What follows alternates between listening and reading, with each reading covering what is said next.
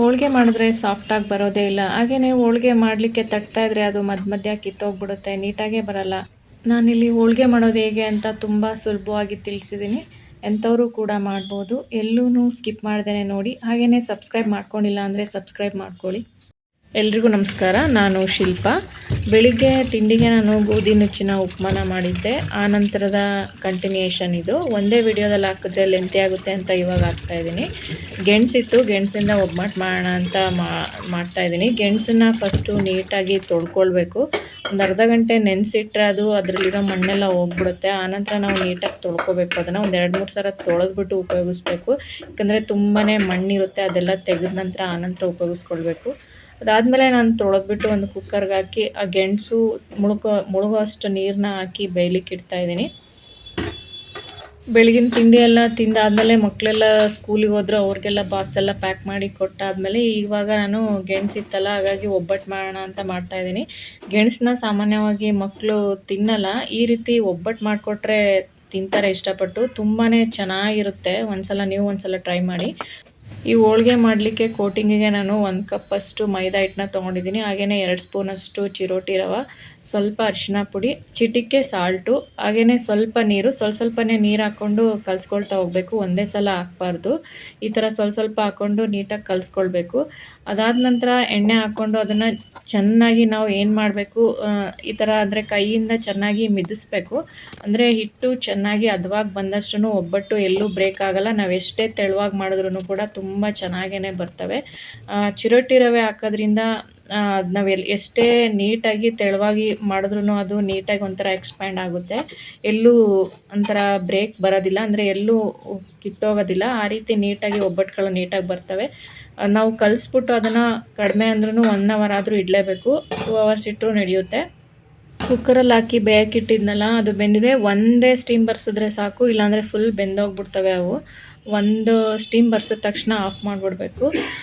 ಸ್ವಲ್ಪ ಆರಿದ್ಮೇಲೆ ಅದನ್ನು ತೆಕ್ಕೊಂಡು ಅದರಲ್ಲಿರೋ ಮೇಲ್ಗಡೆ ಸಿಪ್ಪೆ ಎಲ್ಲ ತೆಗಿಬೇಕು. ತೆಗೆದ್ಬಿಟ್ಟು ಆನಂತರ ನಾವು ಒಬ್ಬಟ್ಟಿಗೆ ಉಪಯೋಗಿಸ್ಕೊಳ್ಳೋ ಅಂಥದ್ದು. ಇವಾಗೆಲ್ಲ ಆರಿದೆ. ನಾನು ಇದ್ರ ಸಿಪ್ಪೆ ಎಲ್ಲ ತೆಗೆದ್ಬಿಟ್ಟು ಆನಂತರ ಅದನ್ನು ಉಪಯೋಗಿಸ್ತೀನಿ. ಕಾಳು ಒಬ್ಬಟ್ಟಿಗಿಂತ ಈ ಗೆಣಸಿನ ಒಬ್ಬಟ್ಟು ತುಂಬಾ ಚೆನ್ನಾಗಿರುತ್ತೆ. ಒಂಥರ ತುಂಬಾ ಟೇಸ್ಟಿಯಾಗಿ ತುಂಬಾ ಚೆನ್ನಾಗಿರುತ್ತೆ. ಒಂದ್ಸಲ ಟ್ರೈ ಮಾಡಿ. ಈ ಸೀಸನಲ್ಲಿ ಸಾಮಾನ್ಯವಾಗಿ ಗೆಣಸು ಸಿಗ್ತಾನೆ ಇರುತ್ತೆ. ಯಾವ ಸೀಸನಲ್ಲಿ ಏನು ಸಿಗುತ್ತೆ ಅದನ್ನು ನಾವು ಹೆಚ್ಚಾಗಿ ತಿಂದರೆ ನಮ್ಮ ಆರೋಗ್ಯ ಕೂಡ ತುಂಬಾ ಚೆನ್ನಾಗಿರುತ್ತೆ. ಪ್ರಕೃತಿ ನಮಗೆ ಎಲ್ಲನೂ ಕೊಡುತ್ತೆ, ನಾವು ಅದನ್ನು ಉಪಯೋಗಿಸ್ಕೊಳ್ಬೇಕು ಅಷ್ಟೇ. ಯಾವ ಸೀಸನಲ್ಲಿ ಏನು ಸಿಗುತ್ತೆ ಅದನ್ನು ನಾವು ಚೆನ್ನಾಗಿ ತಿನ್ನೋದ್ರಿಂದ ನಮ್ಮ ಒಂದು ಆರೋಗ್ಯಗಳು ಕೂಡ ತುಂಬಾ ಚೆನ್ನಾಗಿರ್ತವೆ. ಹೊರಗಡೆ ಜಂಕ್ ಫುಡ್ ತಿನ್ನೋ ಬದಲು ಈ ರೀತಿ ಮನೇಲೇ, ಅಂದರೆ ಯಾವ್ಯಾವ ಸೀಸನಲ್ಲಿ ಏನೇನು ಸಿಗ್ತವೆ ಅದನ್ನು ತೊಗೊಂಡು ನಾವು ತಿನ್ನೋದ್ರಿಂದ ನಮಗೂ ಕೂಡ ಒಳ್ಳೆಯದು. ಸ್ವಲ್ಪ ಗೆಣಸನ್ನು ನಾನು ಎತ್ತಿಟ್ಕೋತಾ ಇದ್ದೀನಿ. ಅದು ಏನಕ್ಕೆ ಅಂತ ಆಮೇಲೆ ಹೇಳ್ತಾ ಇದ್ದೀನಿ. ಎಲ್ಲ ಈ ಥರ ಮ್ಯಾಶ್ ಮಾಡಿ ಇಟ್ಕೋಬೇಕು. ಇಲ್ಲಿ ಗೆಣಸು ಅರ್ಧ ಕೆಜಿಗಿಂತ ಸ್ವಲ್ಪ ಕಡಿಮೆ ಇದೆ. ಬೆಲ್ಲನ ನೋಡ್ಕೊಂಡು ಹಾಕ್ಕೊಳ್ಬೇಕು. ಅಂದರೆ ನಾನಿಲ್ಲಿ ಉಂಡೆ ಬೆಲ್ಲ ಬರುತ್ತಲ್ಲ, ಅದರಲ್ಲಿ 3/4 ಬೆಲ್ಲನ ತೊಗೊಂಡಿದ್ದೀನಿ. ಅಂದರೆ ಬೌಲಲ್ಲಿ 3/4 ಬೌಲ್ ತೊಗೊಂಡಿದ್ದೀನಿ. ಒಂದೊಂದು ಗೆಣಸು ಸ್ವೀಟ್ ಇರ್ತವೆ, ಒಂದೊಂದು ಗೆಣಸು ಸ್ವೀಟ್ ಇರಲ್ಲ. ಹಾಗಾಗಿ ನೋಡ್ಕೊಂಡು ಹಾಕ್ಕೊಳ್ಬೇಕಾಗುತ್ತೆ. ಬೆಲ್ಲ ಹಾಕಿದ್ಮೇಲೆ ಒಂದು 2-3 ಸ್ಪೂನ್ ನೀರು ಹಾಕ್ಬಿಟ್ಟು ಸ್ವಲ್ಪ, ಅಂದರೆ ಪಾಕ ಏನು ಬರ್ಸೋ ಆಗಿಲ್ಲ, ಅದು ಕುದಿ ಬರುತ್ತಲ್ಲ ಆವಾಗ ನಾವು ಮ್ಯಾಶ್ ಮಾಡ್ಕೊಂಡಿರ್ತೀವಲ್ಲ ಗೆಣಸು, ಅದನ್ನು ಹಾಕ್ಕೊಳ್ಬೇಕು. ಹಾಕ್ಕೊಂಡು ಅದನ್ನು ಚೆನ್ನಾಗಿ ತಿರುಗಬೇಕು. ಸಿಮ್ಮಲ್ಲೇ ಇಟ್ಕೊಂಡು ಮಾಡಬೇಕು ಇದನ್ನು, ಇಲ್ಲಾಂದರೆ ಅದು ಫುಲ್ಲು ಗಟ್ಟಿ ಆಗಿಬಿಡುತ್ತೆ ಹೂರಣ. ಅದಾದಮೇಲೆ ಸ್ವಲ್ಪ ತೆಂಗಿನಕಾಯಿ ತುರಿ ಹಾಗೆಯೇ ಏಲಕ್ಕಿ ಹಾಕ್ಬಿಟ್ಟು ನಾನು ಮಿಕ್ಸ್ ಮಾಡ್ತಾಯಿದ್ದೀನಿ.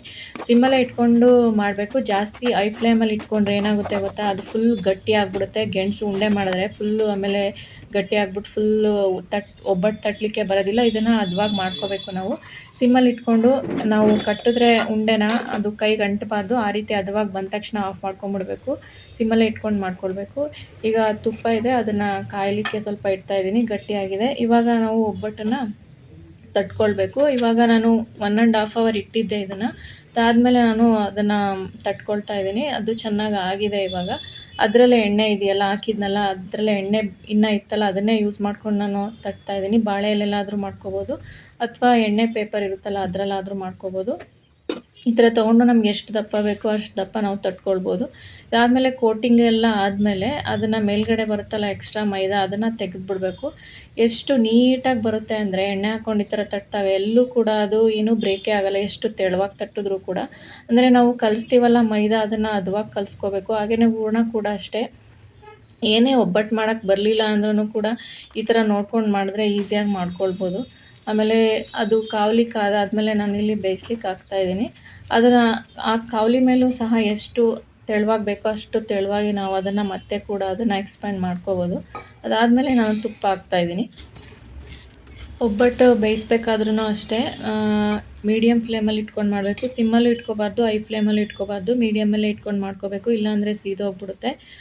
ಎರಡೂ ಕಡೆ ತುಪ್ಪ ಹಾಕಿ ನೀಟಾಗಿ ಬೇಯಿಸ್ಕೊಳ್ಬೋದು. ತುಪ್ಪ ಇಲ್ಲ ಅಂದರೆ ಎಣ್ಣೆ ಕೂಡ ಹಾಕ್ಕೊಂಡು ನೀಟಾಗಿ ಎರಡೂ ಕಡೆ ಬೇಯಿಸ್ಕೊಂಡ್ರೆ ತುಂಬಾ ಚೆನ್ನಾಗಿರುವಂಥ ರುಚಿಯಾದಂಥ ಒಬ್ಬಟ್ಟು ರೆಡಿ ಆಗುತ್ತೆ. ಈ ನಾವು ಕೋಟಿಂಗ್ ಮಾಡ್ತೀವಲ್ಲ, ಮೈದಾ ಕಲಿಸ್ತೀವಲ್ಲ, ಅದನ್ನು ನಾವು ಸ್ವಲ್ಪ ತೆಳುವಾಗಿ ಕಲಿಸ್ಕೋಬೇಕು. ಚಪಾತಿ ಹಿಟ್ಟು ಕಲಿಸ್ತೀವಲ್ಲ ಆ ರೀತಿ ಕಲಿಸ್ಬಾರ್ದು. ಸ್ವಲ್ಪ ತೆಳುವಾಗಿ ಕಲಿಸ್ಕೊಂಡಷ್ಟು ಅದು ನೀಟಾಗಿ ಬರುತ್ತೆ. ಮತ್ತು ಇನ್ನೊಂದು ತೋರಿಸ್ತಾ ಇದ್ದೀನಿ ನೋಡಿ, ಅದೇ ಥರ ನಾವು ಹಿಂಗೆ ತಟ್ಟಿದ ತಕ್ಷಣ ಅದು ಎಕ್ಸ್ಪ್ಯಾಂಡ್ ಆಗುತ್ತೆ. ಚಿರೋಟಿ ರವೆ ಹಾಕಿರೋದ್ರಿಂದ ಅದು ಎಲ್ಲೂ ತೂತ್ಗಳು ಬರೋದಿಲ್ಲ. ನಾವು ಎಷ್ಟೇ ಅಗಲ ತಟ್ಟಿದ್ರೂ ಕೂಡ ಅದು ನೀಟಾಗೇ ಬರುತ್ತೆ. ಅದು ನಾನು ಒಳಗಡೆ ಹೂರಣ ಹಾಕೋದು ಅದು ಮಿಸ್ ಆಗಿದೆ. ಮತ್ತೆ ಅದನ್ನು ತಟ್ತಾ ಇದ್ದೀನಿ. ಹೂರಣ ಒಳಗಡೆ ಹಾಕೋದು ಒಂದು ವಿಡಿಯೋ ಮಿಸ್ ಆಗಿದೆ. ಅದನ್ನು ಮತ್ತೆ ತಟ್ಬಿಟ್ಟು ನಾನು ಇನ್ನೊಂದು ಒಬ್ಬಟ್ಟನ್ನು ತೋರಿಸ್ತಾ ಇದ್ದೀನಿ. ಅದನ್ನು ಕೂಡ ಬೇಯಿಸ್ಲಿಕ್ಕೆ ಹಾಕಿದ್ದೀನಿ. ಅದಾದಮೇಲೆ ಮೇಲೆ ಸ್ವಲ್ಪ ತುಪ್ಪ ಹಾಕ್ಬಿಟ್ಟು, ಒಬ್ಬಟ್ಟಿಗೆ ತುಪ್ಪ ಹಾಕ್ಬಿಟ್ಟು ಬೇಯಿಸಿದ್ರೇ ತುಂಬ ಚೆನ್ನಾಗಿರುತ್ತೆ. ಎಣ್ಣೆಗಿಂತ ತುಪ್ಪ ಹಾಕ್ಬಿಟ್ಟು ಬೇಯಿಸಿದ್ರೆ ತುಂಬಾ ಒಂಥರ ಟೇಸ್ಟಿಯಾಗಿ ಸಾಫ್ಟಾಗಿ ಬರ್ತವೆ. ಕಡಲೆಬೇಳೆ ಒಬ್ಬಟ್ಟು, ಬೇಳೆ ಒಬ್ಬಟ್ಟು ಎಲ್ಲ ಮಾಡ್ತೀವಿ. ಅದಕ್ಕಿಂತ ಇದು ಒಂಥರ ತುಂಬಾ ಚೆನ್ನಾಗಿರುತ್ತೆ. ಒಂಥರ ತುಂಬ ಸಾಫ್ಟಾಗಿ ಒಂಥರ ತುಂಬಾ ತಿನ್ನಲಿಕ್ಕೆ ಒಂಥರ ತುಂಬಾ ಚೆನ್ನಾಗಿರುತ್ತೆ ಗೆಣಸಿನ ಒಬ್ಬಟ್ಟು. ಒಂದು ಸಲ ಟ್ರೈ ಮಾಡಿ. ಸಾಮಾನ್ಯವಾಗಿ ಹೋಳ್ಗೆನ ನಾವು ಯುಗಾದಿ ಮತ್ತು ಹಬ್ಬಗಳು ಬಂದಾಗ ಮಾಡ್ತೀವಿ. ಹಬ್ಬನೇ ಬರಬೇಕು ಅಂತ ಏನಿಲ್ಲ. ಈ ಥರ ಸೀಸನಲ್ಲಿ ನಮ್ಗೇನು ಸಿಗುತ್ತೆ ಅದರಿಂದ ಮಾಡಿಕೊಂಡು ಸಹ ತಿನ್ಬೋದು. ಈಗ ಎಲ್ಲ ಒಬ್ಬಟ್ಟು ಬೇಯಿಸಾಯಿತು. ಲಾಸ್ಟಲ್ಲಿ ಇನ್ನೊಂದಿತ್ತು, ಎಲ್ಲ ಬೇಯಿಸ್ಕೊಳ್ತಾ ಇದ್ದೀನಿ. ನಾನು ಎಷ್ಟು ಹೂರಣ ಮಾಡಿದ್ದೆ, ಅದು ನಾನು ಎಷ್ಟು ಮೈದಾ ಕೋಟಿಂಗ್ ಎಷ್ಟು ಕಲಿಸಿದ್ದೆ, ಅದು ಎರಡೂ ಕರೆಕ್ಟಾಗಾಯಿತು. ಸ್ವಲ್ಪನೂ ಏನು ವೇಸ್ಟ್ ಆಗಲಿಲ್ಲ. ಹೂರಣ ಕೂಡ ಏನು ವೇಸ್ಟ್ ಆಗಲಿಲ್ಲ. ಅಂದರೆ ಕರೆಕ್ಟಾಗಿ ನಾನು ಎಷ್ಟು ಕಲಿಸಿದ್ದೆ ಅಷ್ಟಕ್ಕೆ ಕರೆಕ್ಟಾಗಾಯಿತು. ಎಲ್ಲ ಇವಾಗ ಎತ್ತಿಡ್ತಾ ಇದ್ದೀನಿ. ಅದು ಇನ್ನೊಂದು ಒಬ್ಬಟ್ಟು ಬೇಯ್ತಾ ಇದೆ. ಅದಾದ ತಕ್ಷಣ ನಾವೆಲ್ಲ ಅಲ್ಲಲ್ಲೇ ಕ್ಲೀನ್ ಮಾಡ್ಕೊಬಿಟ್ರೆ ಅಡುಗೆ ಮನೆ ಕೂಡ ಕ್ಲೀನಾಗಿರುತ್ತೆ. ತಡಿ ಆಮೇಲೆ ಮಾಡೋಣ ಅಂತ ಏನಾದರೂ ಸ್ವಲ್ಪ ಸೋಮಾರಿತನ ತೋರಿಸಿದ್ರೆ ಪಾತ್ರೆಗಳು ಒಂದು ರಾಶಿ ಆಗಿರ್ತವೆ ತೊಳಿಲಿಕ್ಕೆ. ಹಾಗಾಗಿ ನಾವು ಅಲ್ಲಿ ಏನು ಕೆಲಸ ಮಾಡ್ತೀವಿ ಅಲ್ಲಲ್ಲಿ ಸ್ವಲ್ಪ ಸ್ವಲ್ಪ ಪಾತ್ರೆಗಳು ಬಂದನ್ನು ಅಲ್ಲಲ್ಲೇ ತೊಳ್ಕೊಂಬಿಟ್ರೆ ನಮಗೂ ಕೂಡ ಕೆಲಸ ಏನು ಜಾಸ್ತಿ ಅನಿಸಲ್ಲ. ಹಾಗಾಗಿ ನಾನು ಅಲ್ಲಲ್ಲೇ ಮಾಡ್ಕೊಂಬಿಡ್ತೀನಿ. ಅಡುಗೆ ಮಾಡೋದು ನಿಂತ್ಕೊಂಡೇ ಮಾಡೋದು, ಪಾತ್ರೆ ತೊಳೆಯೋದು ನಿಂತ್ಕೊಂಡೇ ಮಾಡೋದು, ಕಾಲೆಲ್ಲ ತುಂಬ ನೋವು ಬರುತ್ತೆ. ಹಾಗೆ ನಾನು ಜಾಸ್ತಿ ಪಾತ್ರೆಗಳೇನಾದ್ರು ಇದ್ದಾಗ ಆಚೆ ಎತ್ಕೊಂಬಿಟ್ಟು ತೊಳ್ಕೊಂಬಿಡ್ತೀನಿ. ನೋಡಿ ಇಷ್ಟೊಂದು ಒಬ್ಬಟ್ಟುಗಳಾಗಿದ್ದಾವೆ. ಎಲ್ಲ ನಾವು ಆರಿದ್ಮೇಲೆ ಒಂದು ಕಡೆ ಇಟ್ಕೋಬೇಕು. ಆರೋಕ್ಕೂ ಮುಂಚೆ ಇಟ್ಬಿಟ್ರೆ ಒಂದಕ್ಕೊಂದು ಅಂಟ್ಕೊಂಡು ಏನಾಗ್ಬಿಡ್ತವೆ, ಬ್ರೇಕ್ ಆಗಿಬಿಡ್ತವೆ.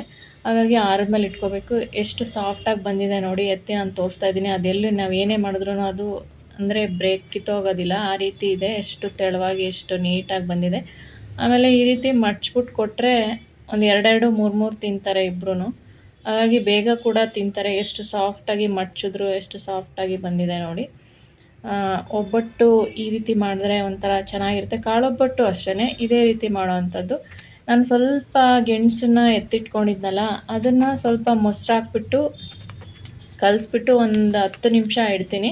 10 ನಿಮಿಷ ಇಟ್ಬಿಟ್ಟು ಸ್ನಾನಕ್ಕೆ ಮುಂಚೆ ಮುಖಕ್ಕೆ ಮತ್ತು ಮೈಗೆಲ್ಲ ಹಚ್ಕೊಂಡು ಸ್ನಾನ ಮಾಡೋದ್ರಿಂದ ನಮ್ಮ ಸ್ಕಿನ್ ಏನಾದರೂ ಟ್ಯಾನ್ ಆಗಿದ್ದರೆ ಅದೆಲ್ಲ ಹೋಗುತ್ತೆ. ಹಾಗೆಯೇ ಸ್ಕಿನ್ನು ಒಂಥರ ಗ್ಲೋ ಬರುತ್ತೆ. ಹಾಗಾಗಿ ಸಂಜೆ ಬಂದಮೇಲೆ ಇಬ್ರಿಗೂ ಒಬ್ಬಟ್ಟನ್ನು ಹಾಕ್ಕೊಟ್ಟೆ. ಇಬ್ಬರು ಕೂಡ 3 ಒಬ್ಬಟ್ಟನ್ನು ತಿಂದರು. ವಿಡಿಯೋ ಇಷ್ಟ ಆಗಿದ್ದರೆ ಒಂದು ಲೈಕ್ ಮಾಡಿ, ಸಬ್ಸ್ಕ್ರೈಬ್ ಮಾಡ್ಕೊಳ್ಳಿ. Thank you.